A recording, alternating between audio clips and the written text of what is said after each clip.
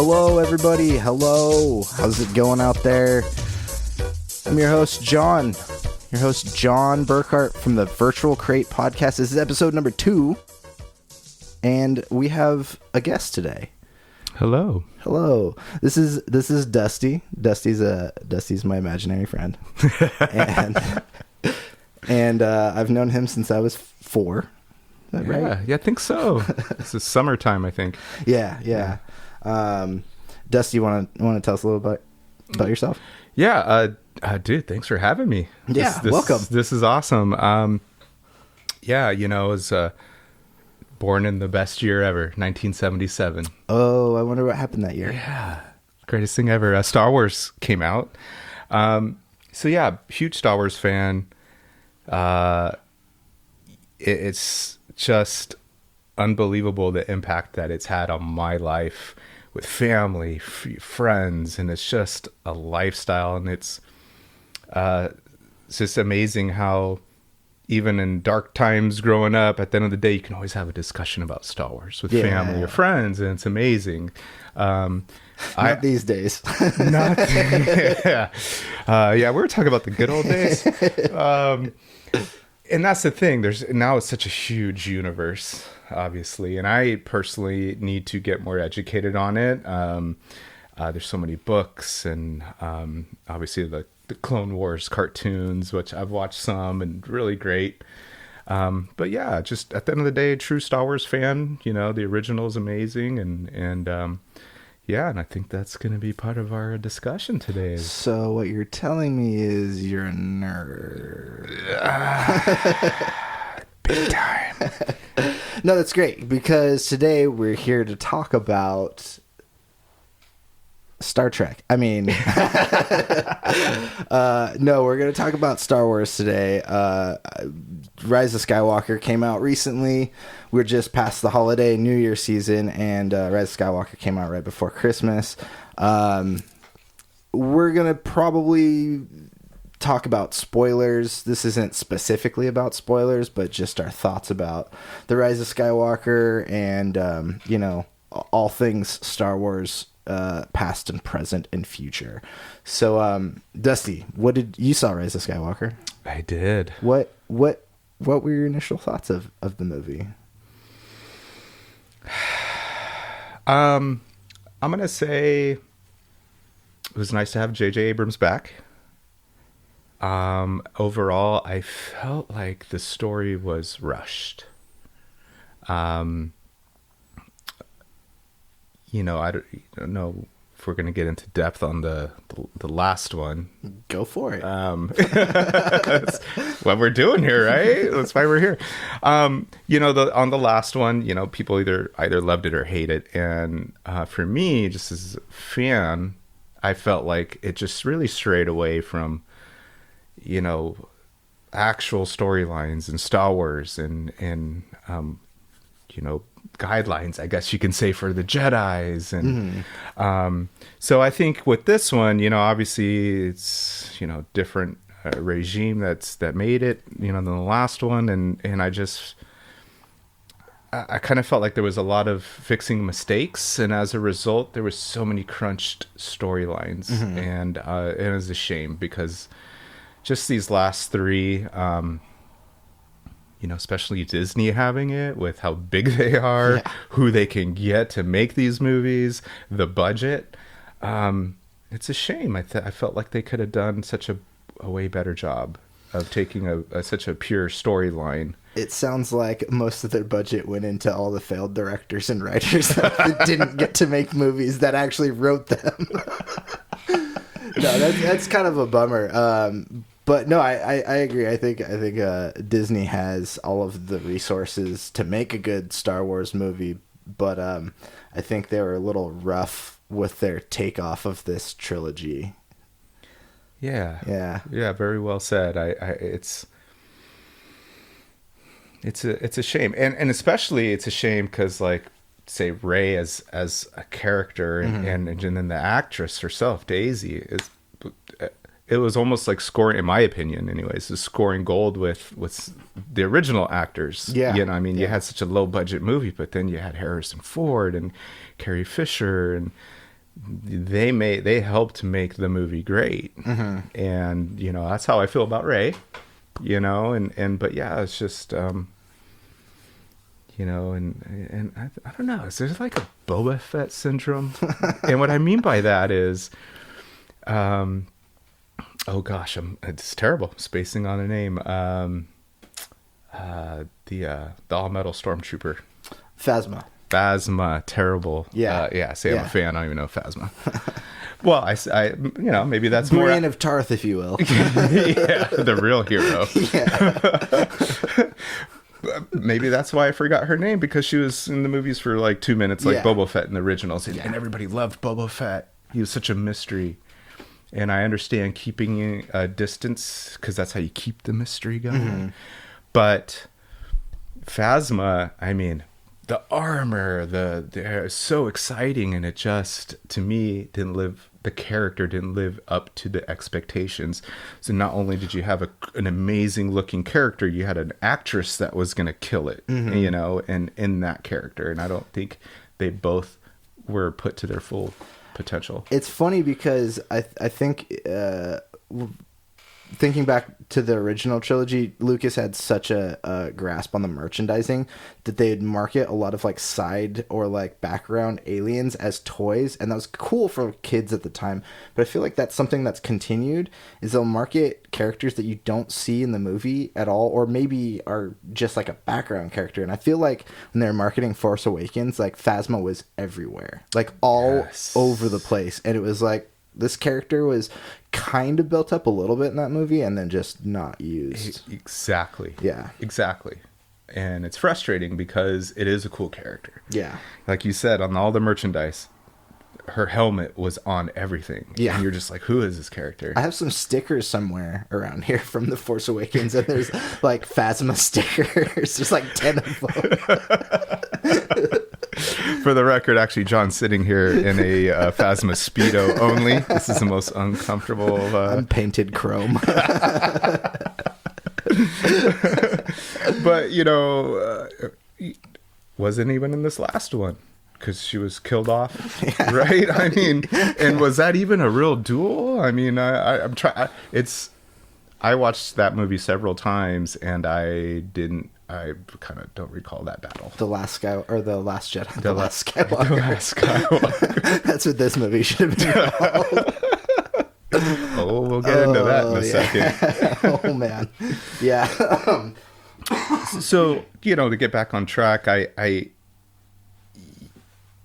there was some things that, you know, I enjoyed, you know, like the last battle.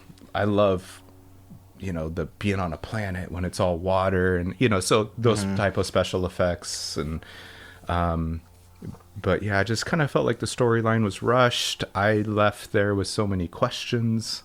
I didn't feel set for being that this is the end of a saga. Yeah.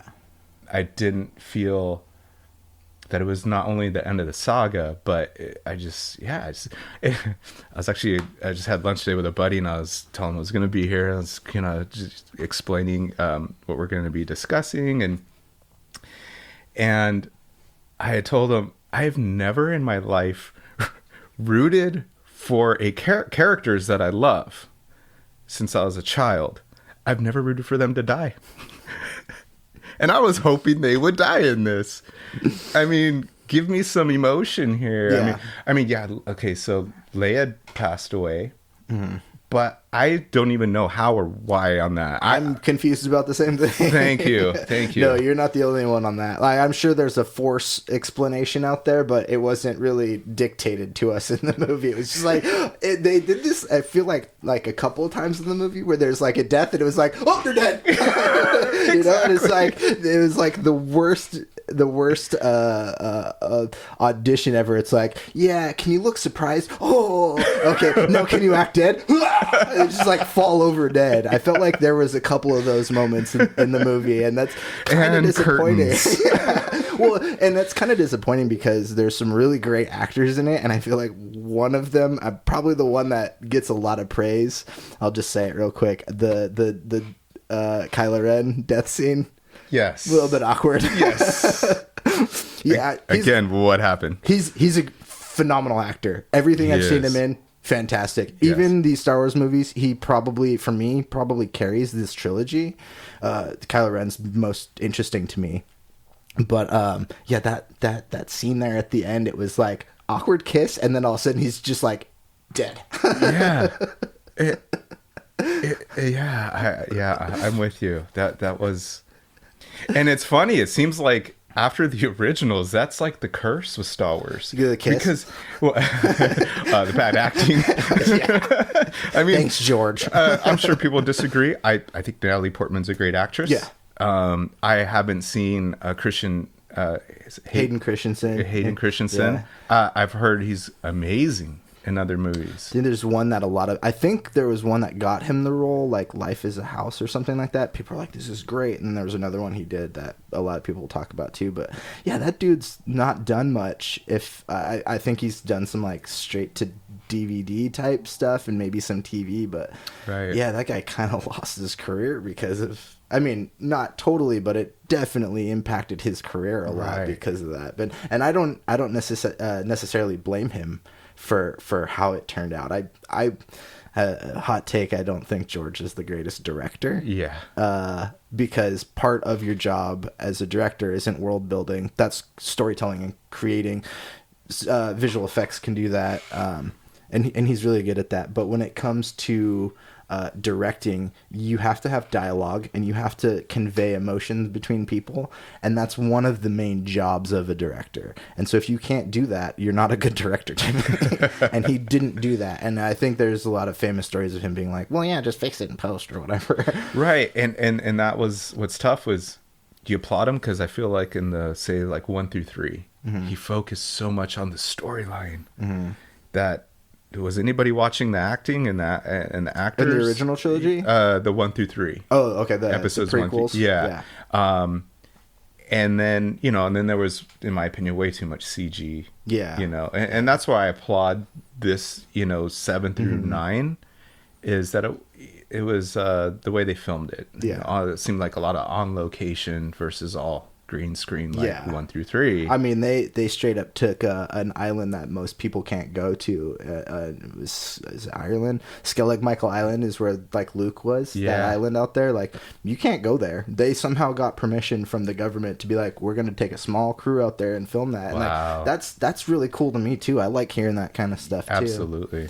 But I think that like the prequel trilogy and the new trilogy, they're like almost exact opposites. Where like the visuals for the new ones are more Star Wars than the prequels, but the story to the prequels is probably more solid than what we got in this one.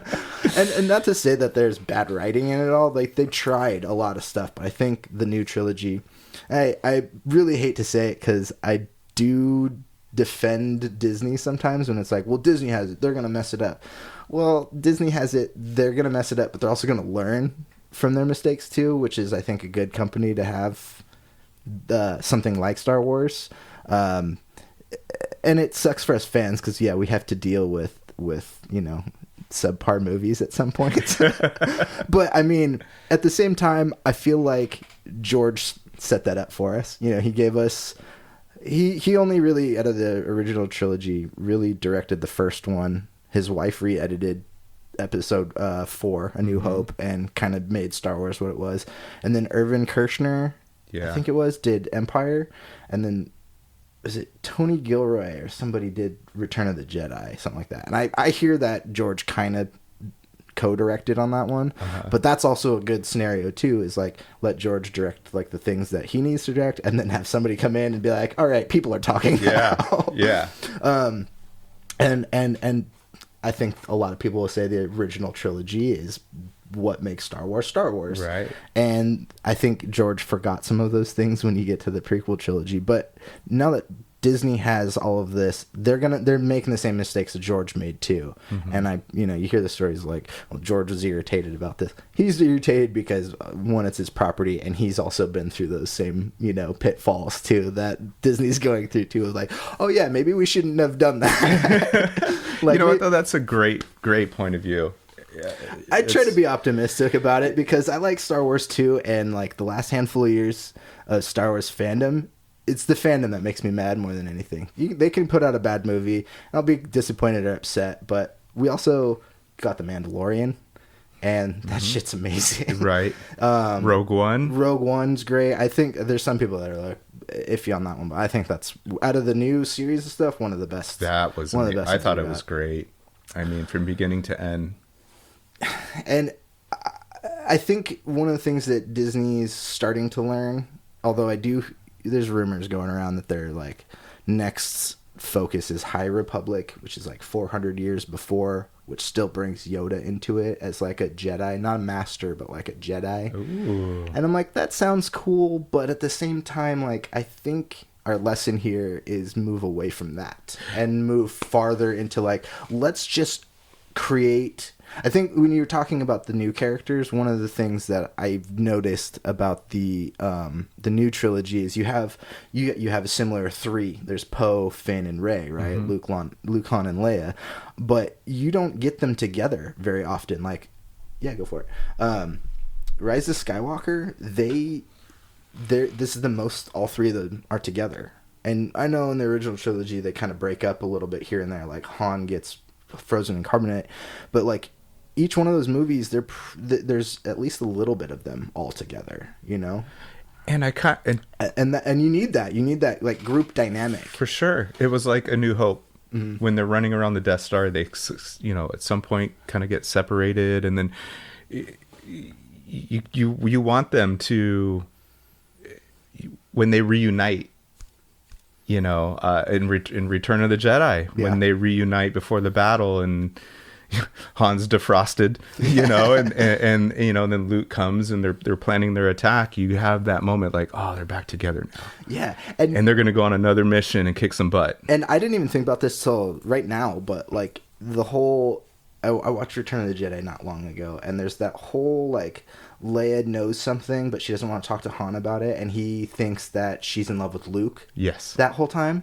Like, that doesn't work if they haven't spent much time together, you know? Exactly. And you need that kind of dynamic, because it made that story go a little bit more. You're like, well, what's going on with these two now? Yeah. And then the whole brother and sister. Yeah, then the whole brother and sister comes out, and then everything is like, okay, not only do Luke and Leia get to resolve something here, but now Leia and Han get to resolve some emotional tension here too. Right. And that was kind of, and not to say you needed like a love triangle in the new trilogy, but something that connects the characters a little bit more together, because I didn't get that from any of these. Like, Finn and Rey were the closest out of the two characters because they meet in the first movie, but then like the whole second movie, she's on an island, and then it's Finn and Poe, which that's a fun team up too, but I just never got that, like, that the trilogy character, like, it never felt that way to me. Absolutely. You know, and that's the thing. It's like I walked away from Rise of Skywalker, and I was like, okay, so is Finn in love with Rose or Rey?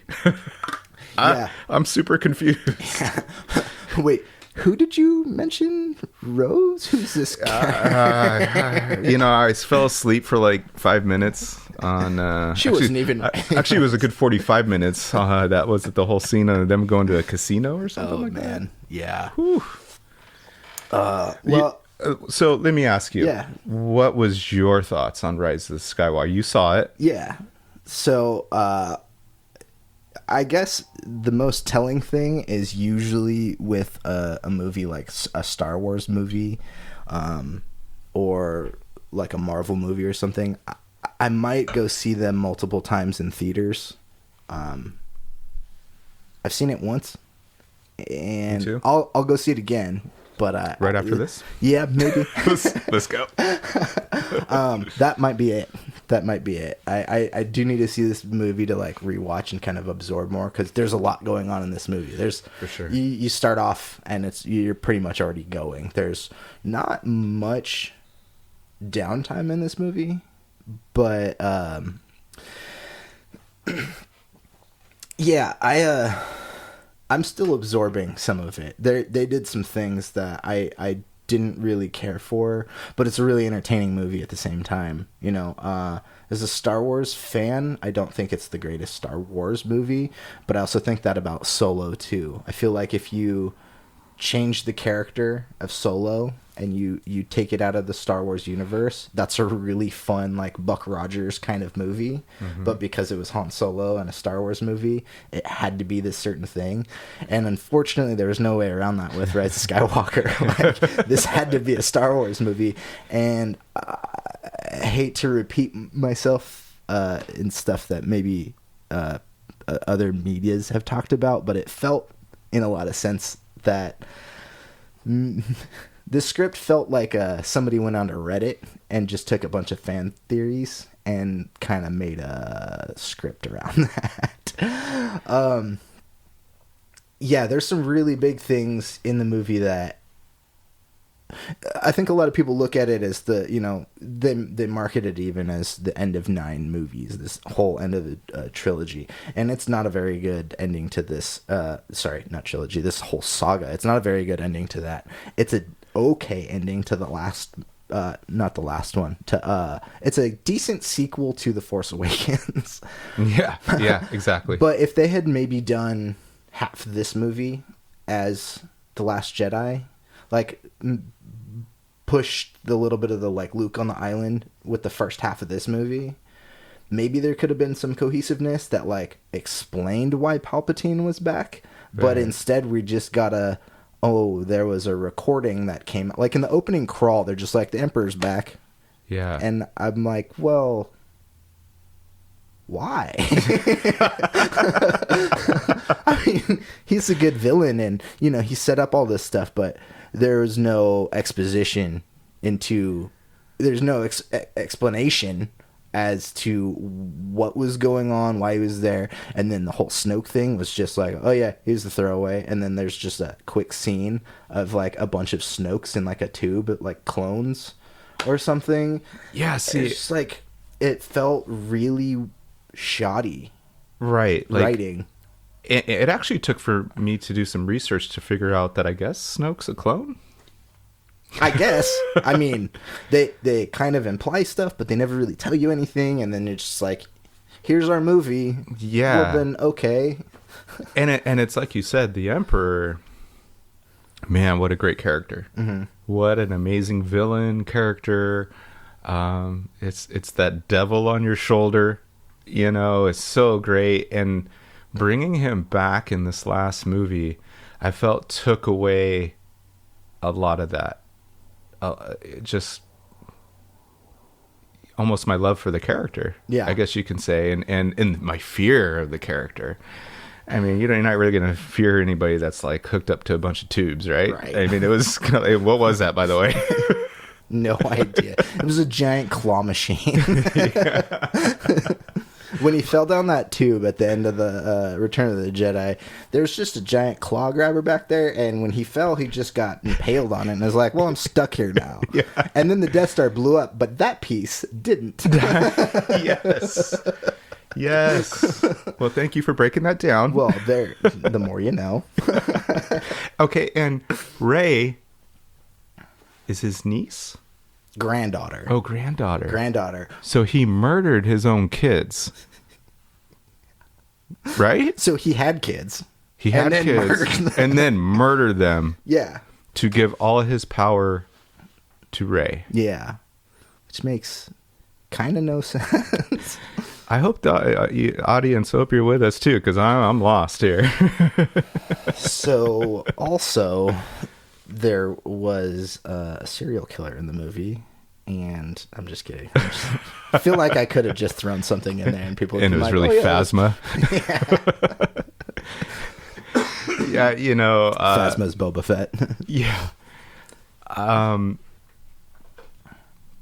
I can't take credit for this. It's something I did see on YouTube, and I was, when I was watching the movie, I was kind of like thinking the same thing, and then of course I watched this review on YouTube, and it had a great point of who was paying it, because at that last scene, there's not just maybe 5 or 10 Star Destroyers. There's like 1 million out there ready for war.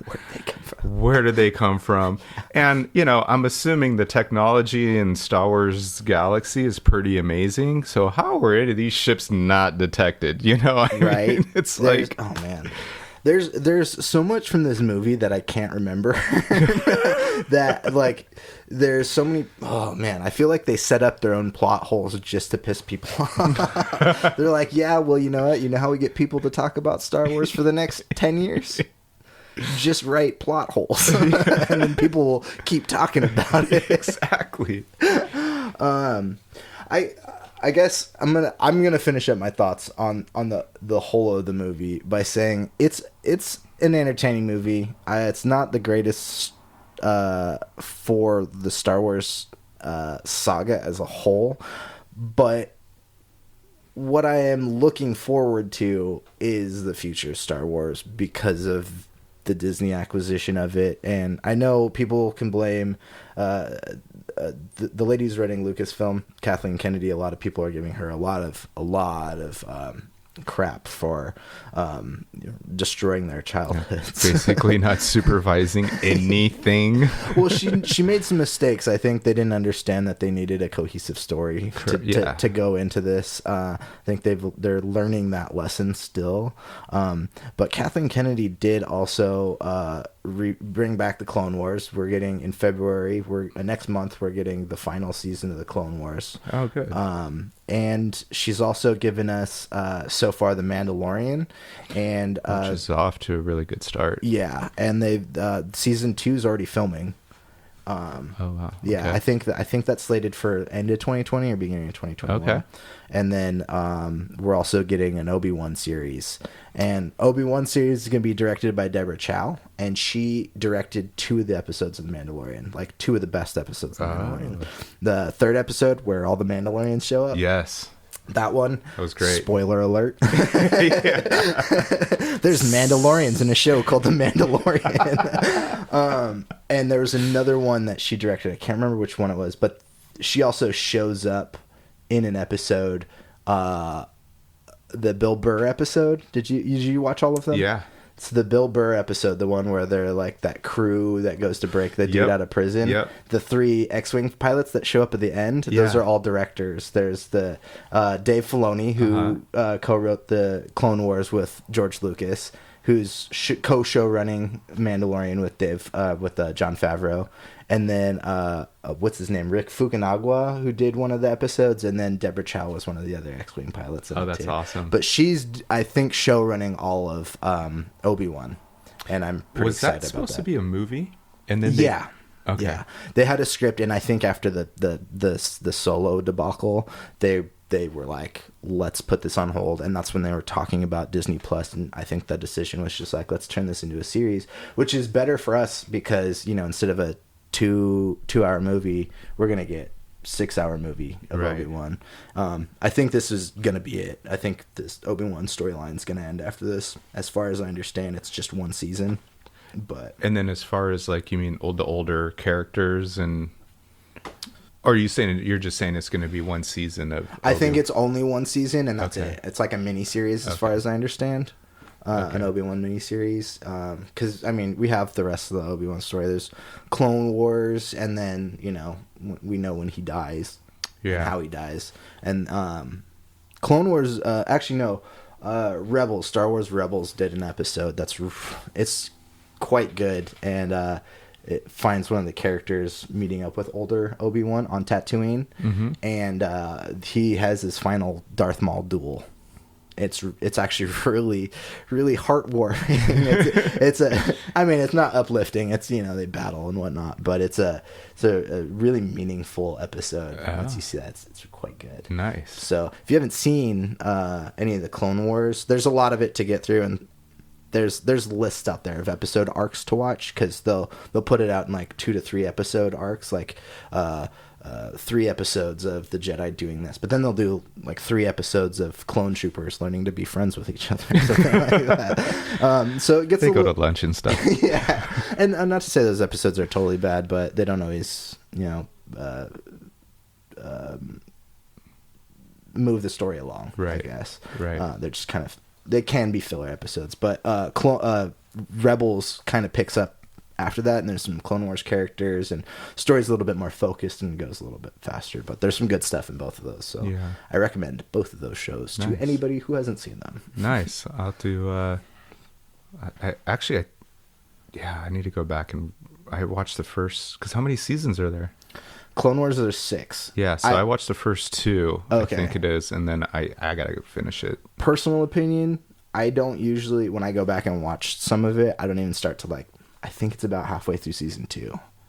A lot of that stuff is just kind of like, I don't know. I feel like the first season has a little bit more of a kids animated feel to it. And then as the story progresses a little bit more, it gets a little bit more adult Star Wars in some cases. Not that it's totally like X-rated or they're just murdering people left and right, which happens. There's murder in this show. Yeah, right. Because I heard, my cousin and my brother, they've watched it, and they told me there's some scenes with, spoiler alert, Darth Maul. Who? And I heard they're great. Yeah. And I heard, so, you know what, and I'm excited too with Disney. It's like when we were discussing earlier how, before the show, that, Star Wars is just something that is just has such a big impact on my life. Again, it was just something that you can always, at the end of the day, worst case, you can have a conversation with Star Wars, as long as the other person's a fan, but it's just you can. I've tried that. It's not easy, but those conversations. You just tape them to a chair. It's literally talking to a brick wall. Yeah, and so because of the love, because of the impact on that it's, say for me, that it's had in my life, you have these high expectations, and when you have these high expectations and they derail, it's why, a lot of us are like just shaking our heads at a lot of these movies.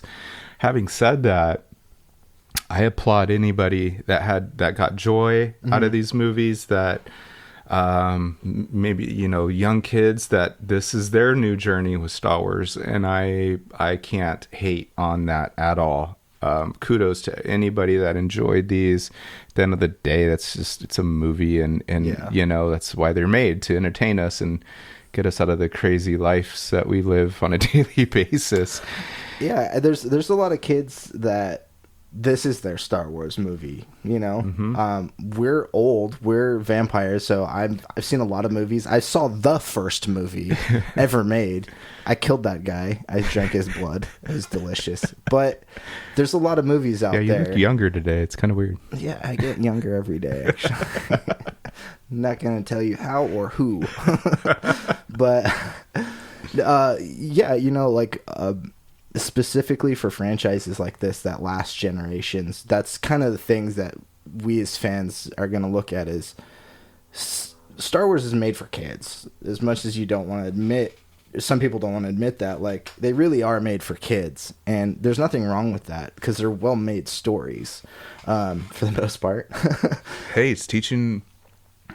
It teaches you right and wrong. Yeah, I learned how to use a lightsaber at a very young age because of those movies. But actually, the thing that changed my opinion on Star Wars was after the prequels came out and realizing that Anakin really was the balance to the Force and not Luke. Luke was the catalyst to because Luke never goes bad. Right. And the balance is good and bad. Right. And it kind of blew my mind when I had that thought after the, I think it was maybe before I started watching the Clone Wars series, something like that. I was like, oh. And it made Vader a way cooler character to me because when you first see him in the first movie, he's Frankenstein. He's sure. This monster, this crazy monster that everybody's kind of running from, and I don't know, just thinking about all of these things that in tandem, all the stories connected to each other, it can really change your opinion on something. I think I like when stories do that. Game of Thrones did that well with you following certain characters, and then you either maybe they take a turn, or bad characters you start to like more. Mm-hmm. I like it when stories do that, and that kind of blew my mind when I was like, Vader really is the one. You nailed it. He is such a powerful character in the sense that how vulnerable he is. How, leaving his mother Yeah. at a very young age. With Murdering all those sand people. Murdering all those. They were just keeping her comfortable, He didn't even ask questions. He just did it. Filthy sand people. Filthy sand people. It's coarse and it gets everywhere. Yeah, just rule number 1, just don't bring up sand around Anakin, or you'll get a lightsaber through the throat. Yeah. And a guy he's in love. Mm-hmm. He fell in love. We've all fallen in love. I mean, it's such a powerful character. And then he loses it all, and it's easy for us in life. Mm-hmm. You lose it, and it's either we maintain our sanity and just lift our heads up and keep going, or we go the other direction. And he went the other direction. Sand people, Jedi children.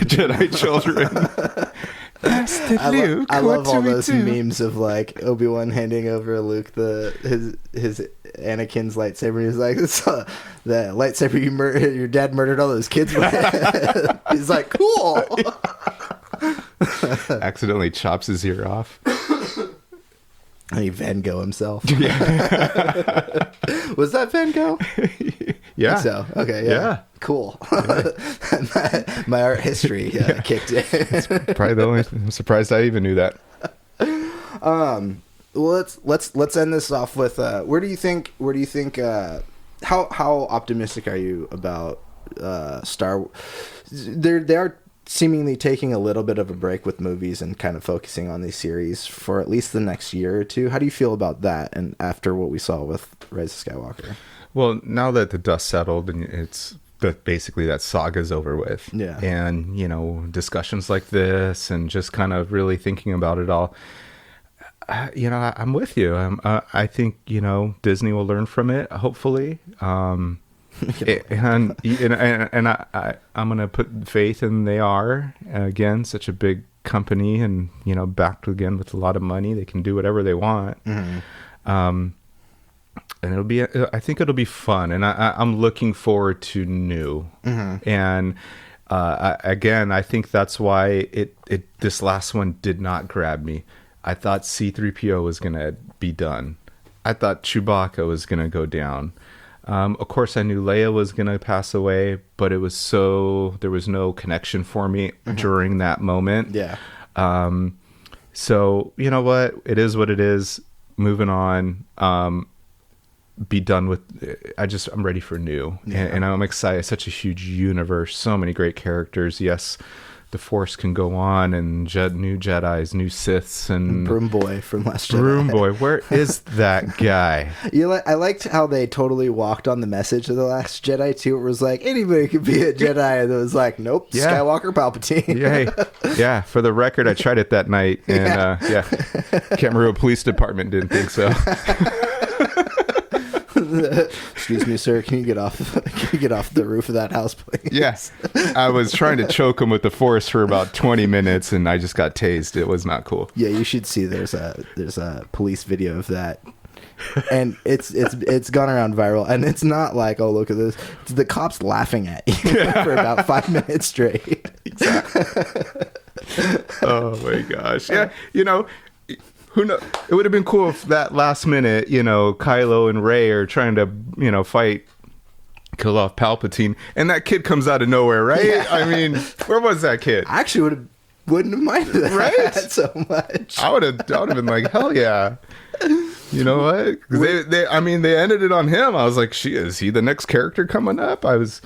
Again, so many question marks. Actually, that brings me to my probably my final question for you. Where do you want to see the future of, even if it's movie? Because I know we got some series, Mandalorian. We have a specific time frame for that. But the next two Star Wars series that I understand, there's one rumored to be filming. I'm not sure if it's true, and it's based off a comic character, which I'm super into if they do that. But the only other two series that are confirmed are the Obi-Wan series and Cassian Andor from Rogue One, and those stick to this specific time frame we've been into for a long time. Where do you want to see Star Wars go? Do you want to see it go like way far back? Do you just a little bit back? Do you want to see it go forward? Like Rey's already dead, you know, like do you want to see future stuff? Like where do you want to see Star Wars go? Like what sounds interesting to you? Because I know there's a lot of lore and canon stuff that a lot of Star Wars fans have read into for a long time. So there's a lot of talk of like Old Republic or, you know, those kind of time frames. What sounds interesting to you? What do you think would be fun? I'll start with my number one. My number one would be future.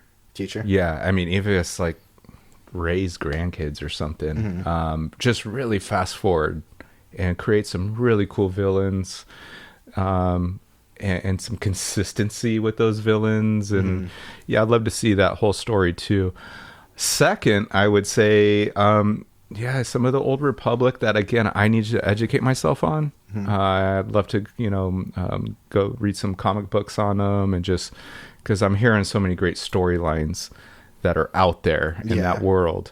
So I would not mind that, but I would really love to fast forward and see how creative we can get without having to, you know, basically remake episode 4. Yeah. every 3 movies. I'm totally okay with that. I do hear people every once in a while being like, well, now that Disney has it, do you think they'll remake the original trilogy? And I'm like, there's not need to. Really, it still makes money. The original trilogy still makes money. If you released it in theaters, it will still make money. Yeah. They actually, George, I believe, had done 3D renderings of them or something, and before he sold to Disney, was gonna release them as in like 3D theaters or something. Oh. Disney could release the original cut, right? You know, the Han shot first cut. And that would make a fuck ton of money, dude. Right? I would go see that 3 times just to watch Han shoot somebody. You know, when episode 7 came out, we did the whole. It was such a blast. It was we went out and some friends of mine and did basically the marathon leading up to episode 7. So at midnight started, you know, episode 1.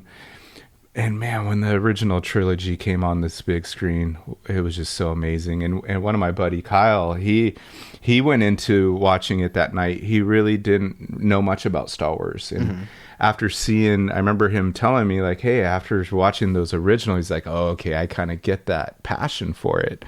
And so, yeah, you don't remake, just replay it. Yeah, it'll still make money. But I think you know, new stories in the world would be great too. When you brought up, I usually tend to go back to like, yeah, let's see Old Republic, because you have not just 2 Sith, you have like a whole army of Sith, and you have whole armies of Jedi and stuff like that. And I think a lot of fans want to see that kind of stuff go down, not just like one cool lightsaber battle, but like war zones, you know, right. World War I with lightsabers. Great point. And the closest we got to that was episode 2 when they're in that Coliseum. The best of all the Star Wars movies. I mean, it was really cool to see them in that Coliseum, and you see the lightsabers pop up, and you're like, okay, this is what you've heard all the stories about. They're in their prime right now. So I'm with you, man. That would be super cool to see something like that. But and for the most part, I've been leaning that direction. But after you said, you know, even Rey's grandkids or something like that, I don't know that I'll need to see the grandkids part of that, but I would like to see a couple of decades later, maybe 100 years later, something like that, and what's happened with the Force at this point. Are the Jedi now Skywalkers, or, you know, what's this whole thing going on? Because we left on this thing, but it'd be cool to. Did you watch Watchmen at all? Oh yeah. Did you read the comic? I read half of it a long time ago. Okay. But big fan of the movie, and then I thought at the end of the day, man, this series was pretty cool. I might go as far as to say it's probably, in my opinion, one of the best comic book shows ever made.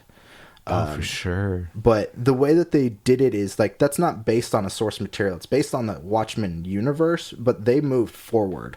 They're like, this is decades later after the comic book, and they've set you up in this world where here is the result of the actions of this thing. That's kind of what I think I might like to see moving forward of that too. Is like, what are the repercussions of the fall of Palpatine and Rey doing what she does and all that stuff. That might be interesting, and that might be another way to bring in like new characters. Broom Kid's lineage.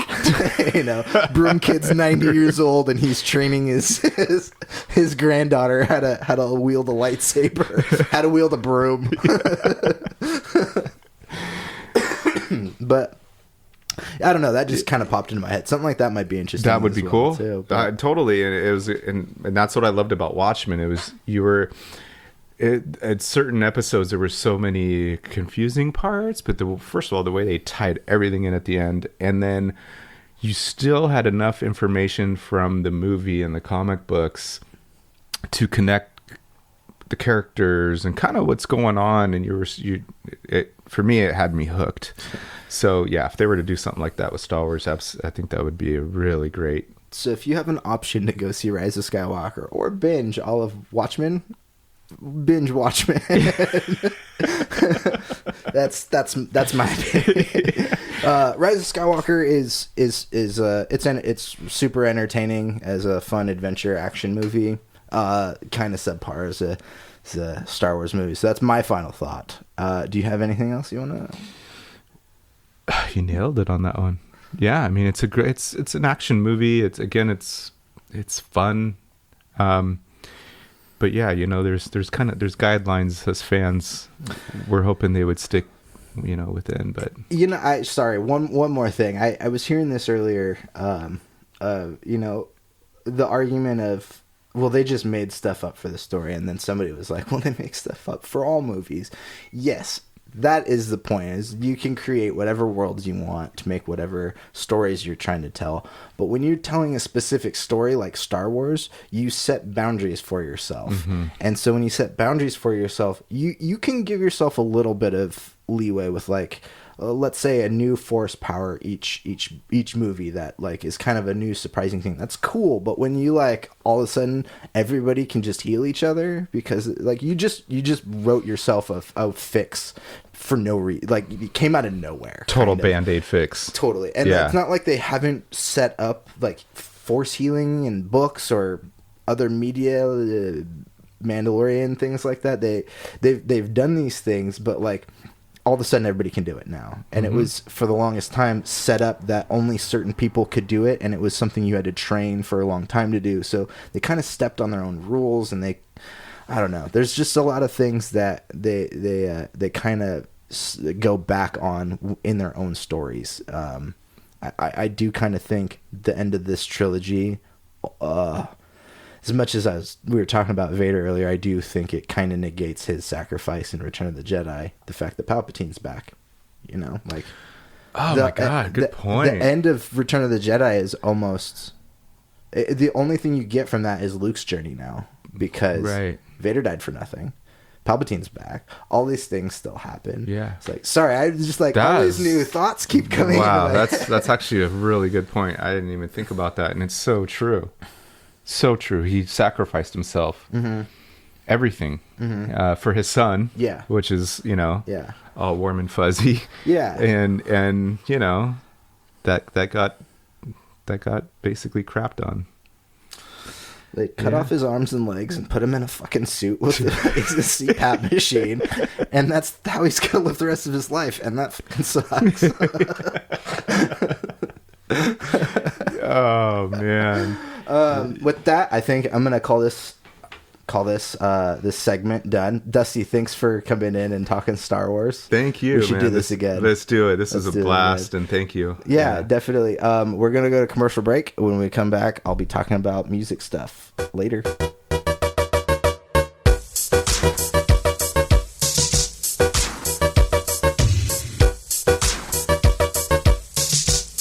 You still got pets? They still trying to get married? We got hamsters or something? Well, whatever you got, consider having a big day at Richard's Pet Wedding Facilities. We've got chairs. And grass. Look at this log. And this nervous guy. We remodeled recently, so it's like a brand new magical paradise next to the same dumpster that you're used to off exit 7. Richard's Pet Wedding Facilities. Only the best for your pets. From the day you were born to the day you die, we are there. From the drugs you consume to the food you eat, we made that. When you are at work or being intimate, we are watching. Robots have always been here and always will. Friendly because we choose to be. Our oceans have become more and more polluted, and it's displacing and wiping out entire species. But there's one species that needs a little extra help. The elusive tube-octopus has lost its home in the deep sea, and the rise of mumble rap has negatively affected mating rituals. So please, help us save the tube-octopus.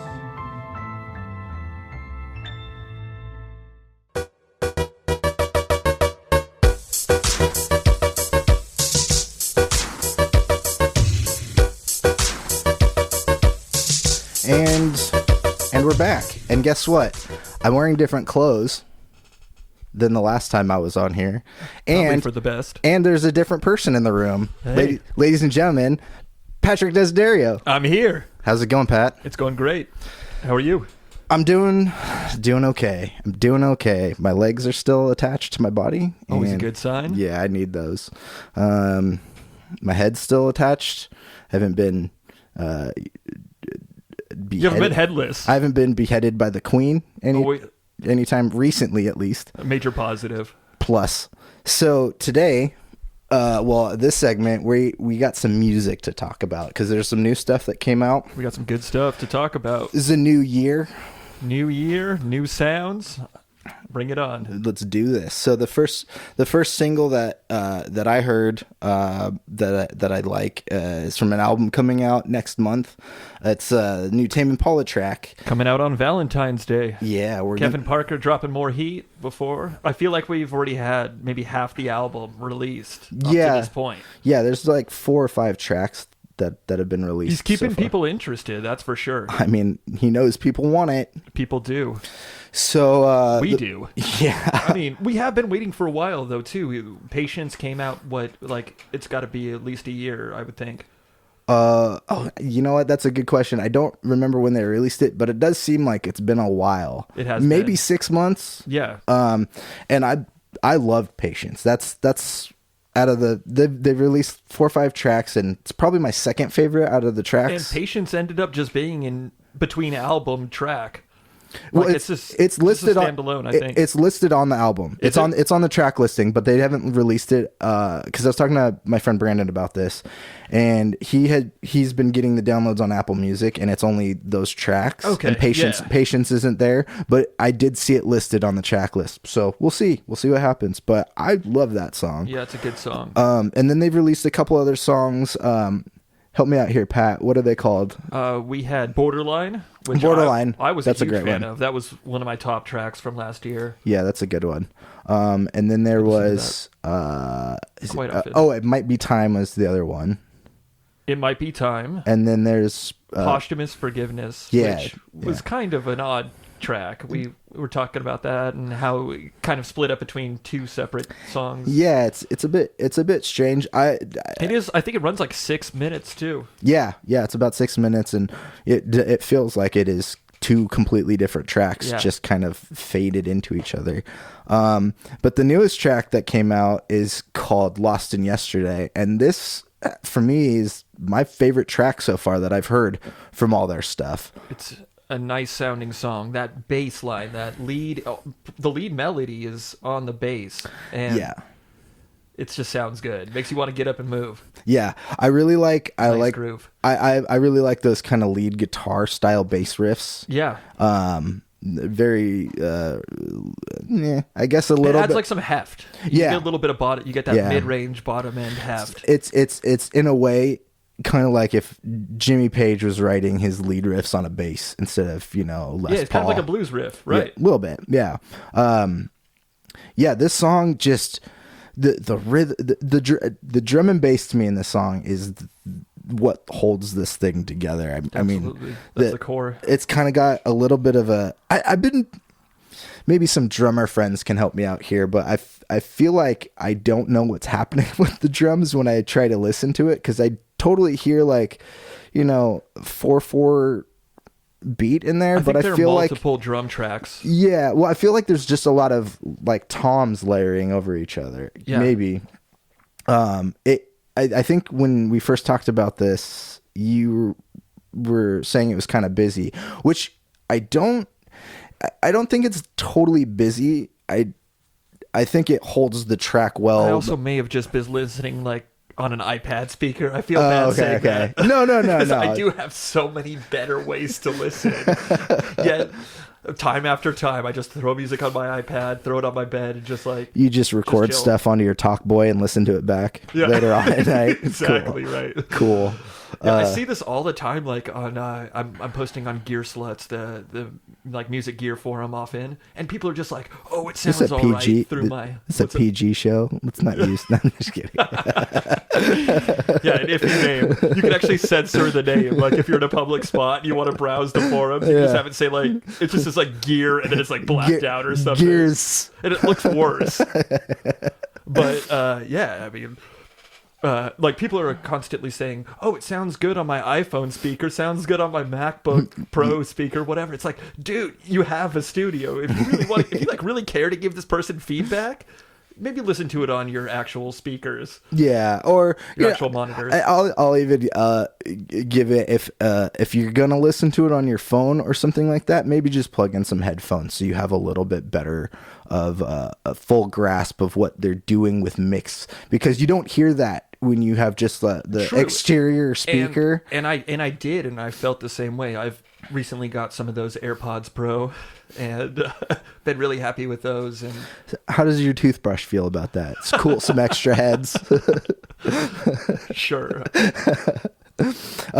So I really like this track. It's been stuck in my head. I've been going on walks and just listening to it on repeat because I really, really like this track. Do you think more? Well, we've heard all of the songs that have come out. Do you think there's going to be any sort of what am I trying to say here?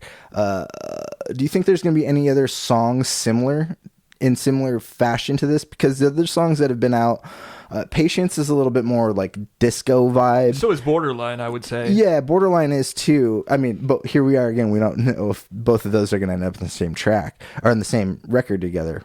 Maybe. I think Patience is on there. I know Borderline is. Yeah, I know Borderline is. I'm pretty sure I saw Patience on the checklist. But do you think? Because I think the other tracks that are out, It Might Be Time, I think, is a weirdly mixed song. Yeah, that one might. You could probably say that one's busier than. Yeah, I would say that's probably the busiest of all of them.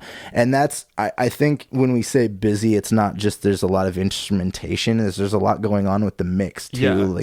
Things seem to be coming in and out. Yeah. The drums are huge sounding, and I'm sure that was intentional, and it sounds cool. Yeah. But it also just is a lot. Yeah. There's a really subby kick as well. Yeah.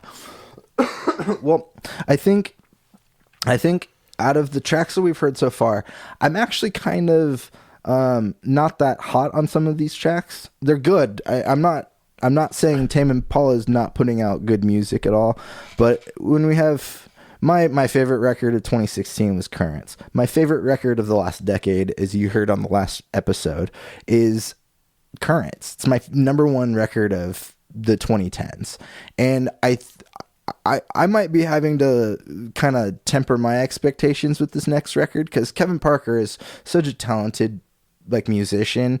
I'm and songwriter. I would say. Yeah. I think I have to temper expectations with this record. I don't think this is going to meet my expectations for what Currents was.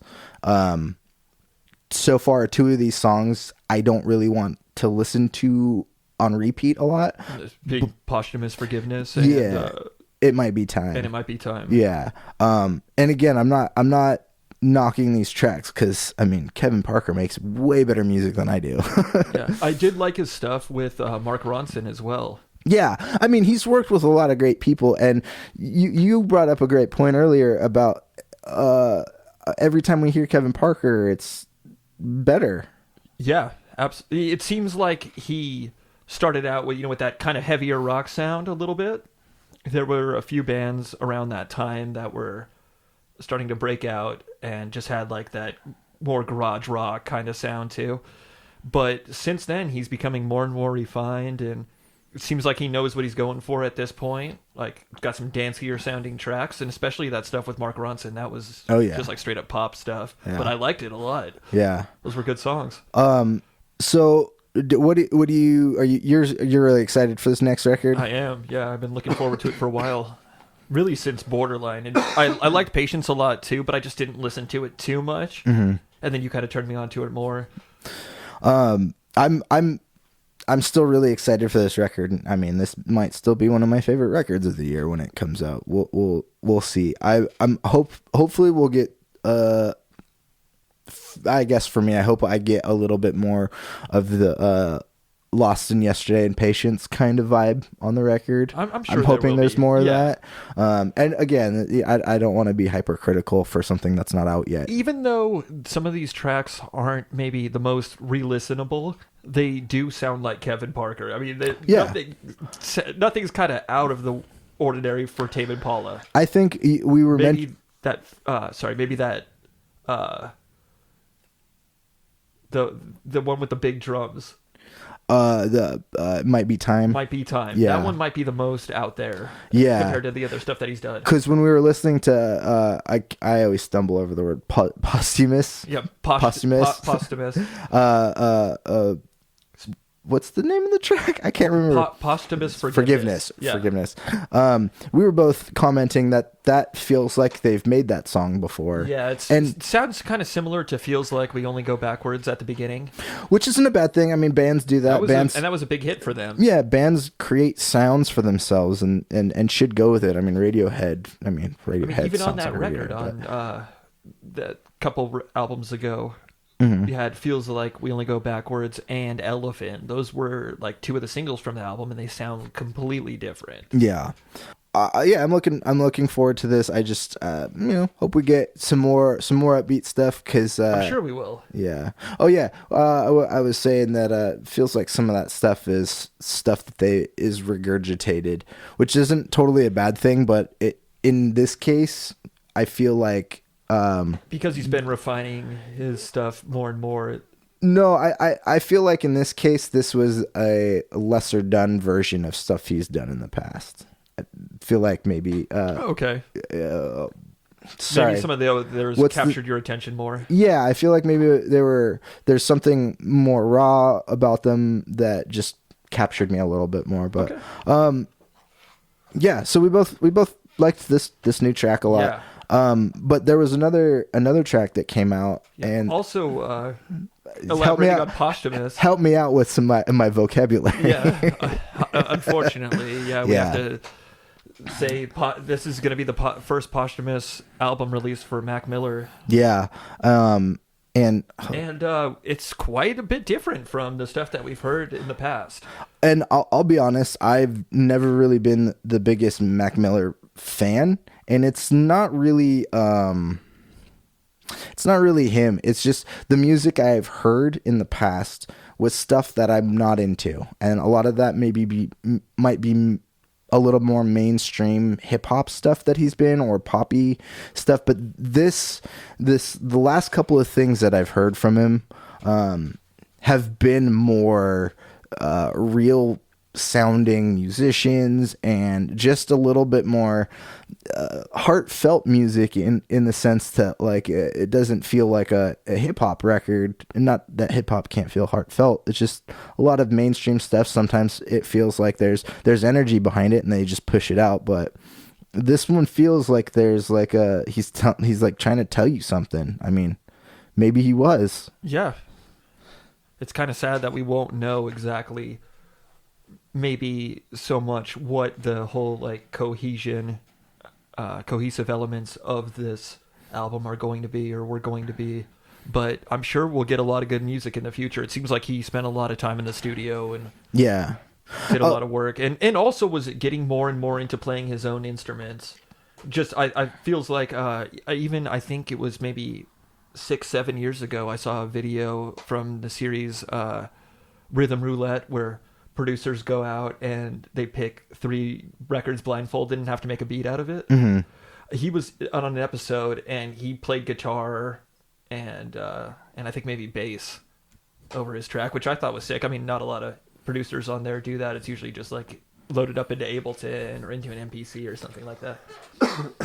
So that was cool to see. Well, the track we're referencing is called Good News, and it hit me a lot. It meant something more to me than other music of his that I've heard. And that's probably just me. That's nothing on Mac Miller. It's probably just me needing to educate myself a little bit more into his work. But I like this song a lot. It takes a little bit for me to get past some of how he presents his vocals. Yeah. If you're familiar with Mac Miller though, that really is just his that's voice. him. Yeah. That's him, and that's partly on me too, is to like understand him a little bit You can more. hear that kind of cigarette. Yeah. Yeah. It does have a little bit of that, but it's an interesting voice. It's unique for sure. It was definitely, yeah. definitely, and it does. I mean, not knowing much about him and hearing this, it does make me sad as just a person who can now appreciate his art a little bit more. That we're not gonna get and it any seems more like of he that. had a huge fan base, like, of people that across the board. Yeah. It wasn't just the hip hop community. Yeah. Or like people affiliated with hip hop or anything. It seems like he just had a huge fan following. Yeah. Real quick, the other thing I want to say about this video or about this song was I really like the music video too. Yeah, it's good. It's quite a bit like your style. Yeah, I was gonna say it's something that it's a style that I look at, and it's a kind of a style I want to work on something in the More future. Of that collage, like paper, yeah, like After Effecty collage, a little bit of really well. a little bit of animation kind of stuff. It's really well done. The song being called "Good News" kind of made me think about "Good News for People Who Love Bad News" from Modest Mouse. Yeah, and then I thought, like, man, the video for "Float On" was kind of similar. Like, it had that similar cutout style. Like in the color aesthetic, at least for sure. Yeah, and even the music, like you could kind of hear some like weird, like out there sounds, kind of similar. Man, imagine that Mac Miller, Modest Mouse team up. I'm sure Mac Miller was a fan. I mean, we can't ask him, but he probably was a fan himself. Yeah. Well, it's a bummer. It's a bummer we're not going to hear. I mean, he does have a. Do you know when the record's coming out? I think soon. It might be out already. It might be out soon. We'll start doing research one of these days. No one really cares.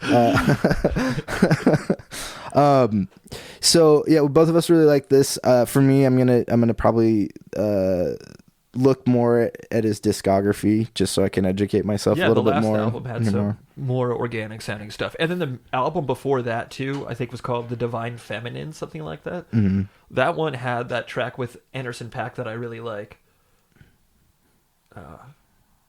Dang is the name of the song. Dang. Yeah, that's just a fun song. That's a good song. And if you watch the performance on Stephen Colbert, good performance. That's something to check out. Something to check out. All right. Check that out on YouTube. So, real quick, we both liked the new Tame Impala track. Yes. And we both liked the new Mac Miller track. Yeah. So I did an episode last week all about my top 10 of the movies and records of the decade. I don't expect you to have a list prepared or anything, but do you want to tell people about stuff that you've listened to, new artists, tracks? Sure. Yeah. Anything like could that? Talk about maybe some standout tracks. Yeah. Give me a couple. You focused on the album aspect. May as well talk about some tracks. Number one would be, I know Mac Miller was a big fan in Thundercat. I think he worked with him. He did the Tiny Desk concert. Mac Miller has that Tiny Desk concert. And that stuff is more slow, kind of like Good News as well. That's definitely worth checking out. But yeah, Thundercat, Them Changes. He took the break, the classic break from the Isley Brothers, Footsteps in the Dark, which has been flipped a couple of different times. We had, like, with a huge song, Ice Cube, It Was a Good Day. Same drum break. That's where I think most people our age would know that track, would know that drum break from. And then also Jay Dilla on The Shining. The track Won't Do. That's one of my, like, I love that Dilla track. It's just an awesome drum break, and the way that he filters that out too. He like just has the bass line and the drums. But Thundercat's bass sound on Them Changes with that drum break is just something else. And then is like, he's got a great voice too, a good falsetto. Yeah. Man, I love that song. I could listen to that song he pretty much any day. He played that when we saw. Oh yeah, that was his last song. Yeah, we saw him at the Adult Swim Fest, and he did do a little tribute to Mac Miller too, if I remember correctly. Yeah, because it was like it was like a brain feeder set. Well, yeah, Mac Miller died like a day before that, didn't he? Or like a couple of days weeks before that. Okay, yeah, it might have been like a couple weeks before that. Yeah, it was pretty recent after he died. Then we went to the Adult Swim Fest, and that was really fun. It's sad, but it was nice to see that, like, a lot of artists that we look up to were fans. Almost everybody that we saw at that venue that night, well, at least for Brain Feeder, almost everybody there was a part of a tribute or did a tribute or something for Mac Miller. Yeah, Flying Lotus did as well. So and then a couple other what else tracks. you got? One of them was Inspector Norse from Todd Terje. Oh yeah, that's a great one. Todd Terje, some sweet piano lines there. Yeah. No, I've heard a lot of it was from the ARP 2600, which Korg just recently announced that they're re-releasing in like a limited set. It's expensive. I think it's like around the $4,000 mark, but it's sick. Most people know it for the sound of R2D2.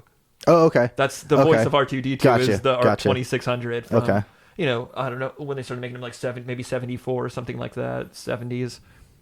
I thought they just mixed like a dog barking and a bear growling together. I think that's Chewbacca. That would be Chewbacca. There's actually a great podcast about the sound design for. There's quite a bit of really good content about Star Wars. It's amazing hearing about like the type of like reverb, and a lot of it, most of it, was recorded out into an actual room and then re-recorded just so it sounds natural. Like they could have put it all in the studio, but then it would have sounded weird compared to people's dialogue, talking and stuff. So they recorded it out and then back in. Re-added it back in. Not a lot of people know George Lucas teamed up with James Cameron to create time travel so they could go back in time and actually record the original Wilhelm scream. That's fact. So not released technology. They only use it for movie magic now. One of my favorite games for the original PlayStation was Final Fantasy Tactics, and it totally had the Wilhelm scream, like when your characters would die or whatever. It's in like, everything. Oh! It's in everything. It's in everything. It's legendary. It's man. That James Blake Wilhelm scream song is fire too. That's a great song. Yeah, that first James Blake album would be up there. I'm not sure. What year did that come out? I think that came out 2011. 11. Yeah. You know what? James Blake I like a lot, but if anything was going to end up in a list of mine with him, it would have been the EP he did with Sparing the Horses on it. See, I don't even know that one. That's my favorite James Blake. The CMYK, I think is what it was called? Yeah. That's great. I mean, I don't know. I have weird tastes, so maybe everybody's like, "What are you talking about?" No, that you first idiot? you got me into that James Blake album, I think. Yeah, it's good. Oh man, it was good. I mean, I still like sometimes that'll come on like my playlist or whatever. Oh man, there's a lot of stuff. I put out my top 10 list, and there's a lot of stuff that I might have missed, and maybe some people be like, "Well, what did you think about this?" That's the thing about me making top 10 lists, is none of it is like set in stone, and I like all of it. So give me any day of the week, we'll have a conversation about whatever the topic is, and maybe my top 10 list changes. So, anyways. Oh, Pat's got his Ravenclaw socks on. Got a rep. Tight. Yeah. Got a I feel rep. like if I was at Hogwarts, You'd have been it a would be Ravenclaw. Yeah. I would have been. Slytherin, probably. No, I probably would have been Hagrid. Maybe we should send it there. Yeah, actually, we're gonna end it here. Pat, thanks for talking about Absolutely. music checks. Be back by soon. Yeah, folks. You can find Pat on his Twitter account, his Instagram account, his Hotmail, his MySpace, and his Friendster. Yeah, Still big in the Philippines. Yeah. Also, you can donate to his Patreon and Pornhub account. They're both the same. Yeah, at pattydix.com. Pat.dix. D-I-X. For the Virtual Crate podcast, I've been your host, Hagrid.